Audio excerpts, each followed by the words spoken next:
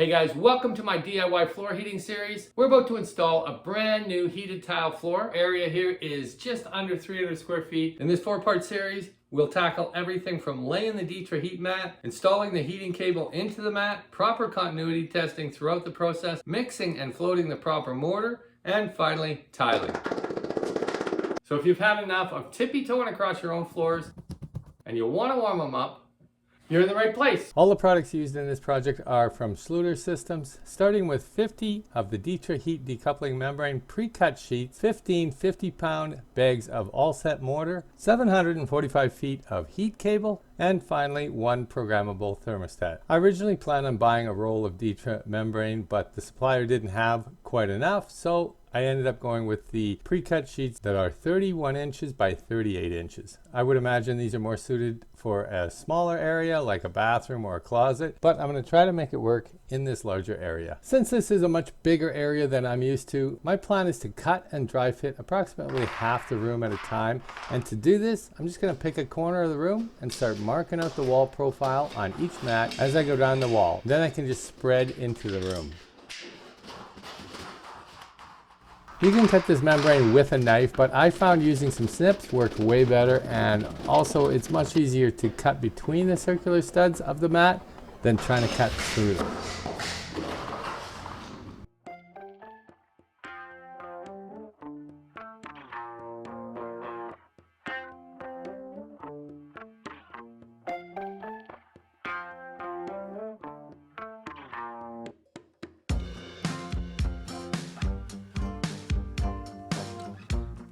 So after cutting each mat to its perimeter profile, then it's just a matter of working your way into the center of the room.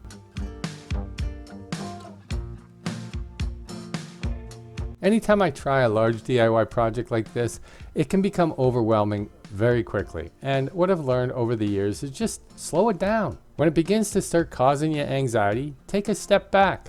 Calm yourself down and remember, Rome wasn't built in a day and your project doesn't have to be either. If you're doing it yourself, it's all about learning, having fun, and feeling the joy of accomplishment when it's finally done. So just relax. You got this.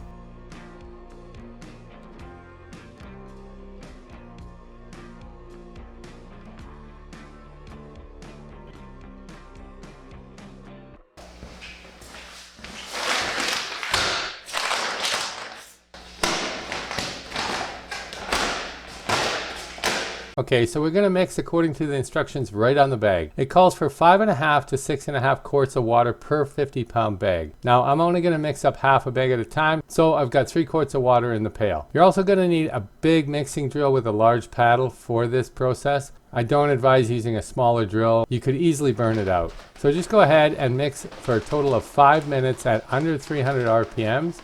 Then what we want to do is let it rest for 10 minutes and then mix it again for 3 minutes, again at under 300 RPMs. That should give us the perfect consistency and we'll be good to go.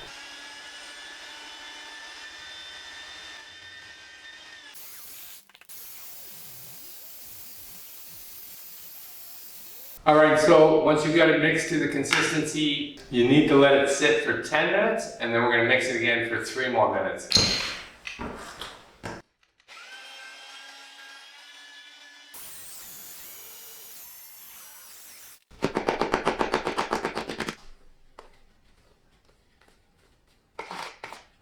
Before spreading any mortar, I first want to take a damp sponge and wipe the whole area down. Now I'm not even sure this is needed, but it won't hurt. At the least, it'll pick up any dust that may have been left behind.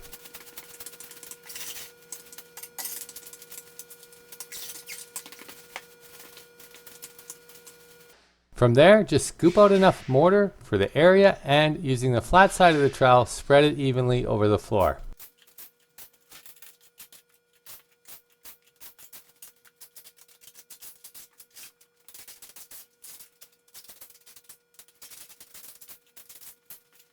Then with the notch side of the trowel, spreading in one direction, drag it across the entire surface like this.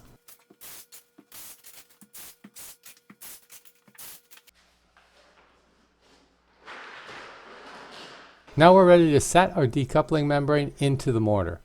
This is a pretty simple process, but it is important to ensure a proper bond. First, go ahead and lay in your sheets.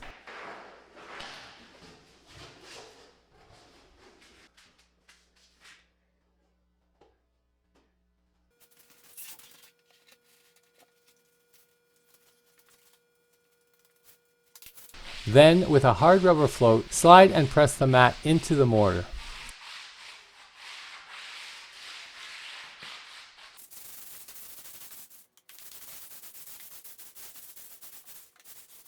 Every so often you should check to ensure a proper bond by lifting at one corner and checking the coverage like so. If it's all good, lay it back down and simply run your float over it again. Now we'll just go ahead and repeat the same process through this whole area.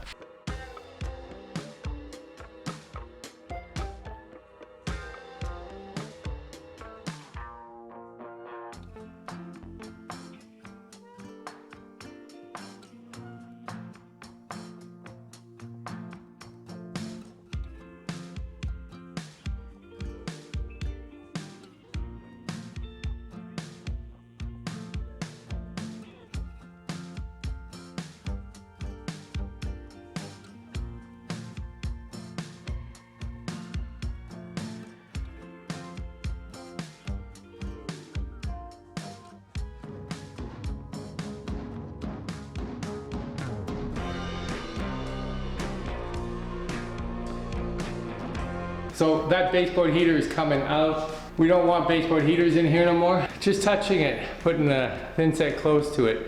Melted the gloves, also cut my finger. Crazy.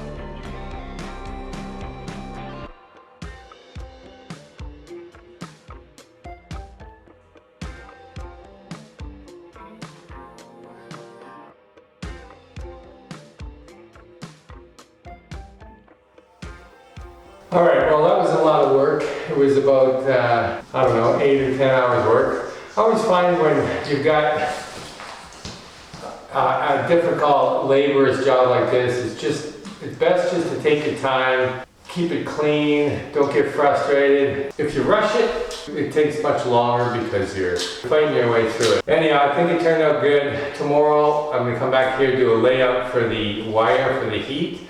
And we'll get that all installed and we'll do some continuity tests and all that. And we also hit 10,000 subs recently, which is a huge milestone that I never thought we would hit. And it's very humbling to hit that. So I want to thank everybody for subbing up. And if you haven't, think about subscribing. And we'll see you on the next one. Peace.